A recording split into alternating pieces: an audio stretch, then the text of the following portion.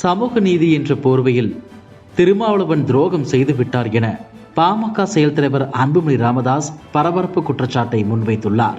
இதுகுறித்து அன்புமணி வெளியிட்டுள்ள அறிக்கையில், சென்னை மாநகராட்சியில் தற்காலிக பணியாளர்களாக பணியாற்றி பணி நீக்கம் செய்யப்பட்ட தூய்மை பணியாளர்கள் தங்களுக்கு பணி நிலைப்பு வழங்க வேண்டும் என்று வலியுறுத்தி வரும் நிலையில், அவர்களுக்கு பணி நிலைப்பு வழங்கப்பட்டால் அவர்களும் அவர்களின் தலைமுறைகளும் தொடர்ந்து துப்புரவு பணியையே செய்ய கட்டாயப்படுத்துவதை போலாகிவிடும்.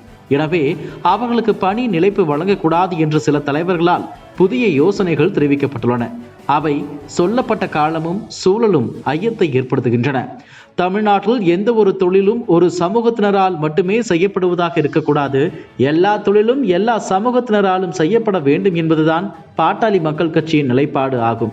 அந்த வகையில் ஒரு குறிப்பிட்ட சமூகத்தை சேர்ந்தவர்கள்தான் பெரும்பாலும் தூய்மை பணியாளர்களாக பணியாற்றி வரும் நிலையில் அவர்களை அந்த தொழிலில் இருந்து மீட்க வேண்டும், அவர்களுக்கு கண்ணியமான வாழ்வாதாரம் ஏற்படுத்தி தர வேண்டும் என்பதில் பாட்டாளி மக்கள் கட்சிக்கு மாற்று கருத்து இல்லை.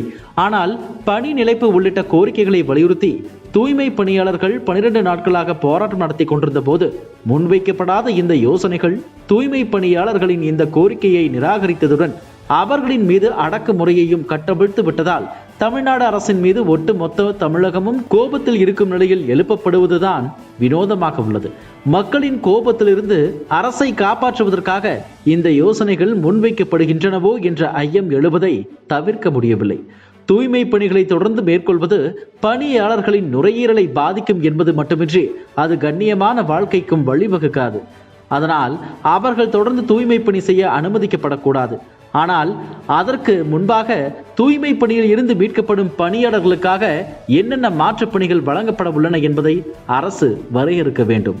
எடுத்துக்காட்டாக, ஒரு தூய்மை பணியாளர் 5 அல்லது 7 ஆண்டுகள் பணி செய்த பின் அப்பணியில் இருந்து மீட்கப்படும் போது அவருக்கு அரசு துறைகளில் கல்வி தகுதிக்கு ஏற்ற நிரந்தர பணி வழங்குதல், ஒவ்வொருவருக்கும் இயல்பாக கிடைக்கும் ஓய்வு கால பயன்களை விட கூடுதலாக 50% மானியத்துடன் 20 லட்சம் ரூபாய் வரை கடன் வழங்கி தொழில் முனைவோர் ஆக்குதல் போன்ற மாற்று வாழ்வாதார திட்டங்களை வகுக்க வேண்டும்.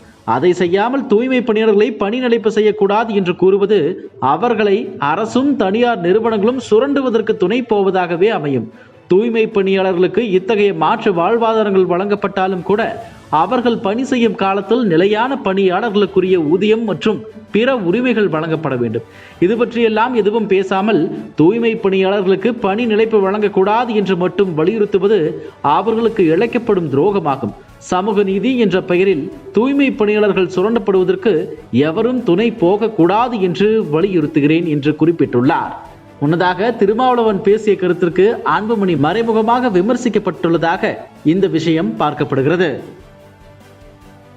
இதுபோன்ற செய்திகளை மேலும் தெரிந்து கொள்ள எங்களது யூடியூப், ஃபேஸ்புக் மற்றும் ட்விட்டர் ஆப்களை சப்ஸ்கிரைப் செய்யவும்.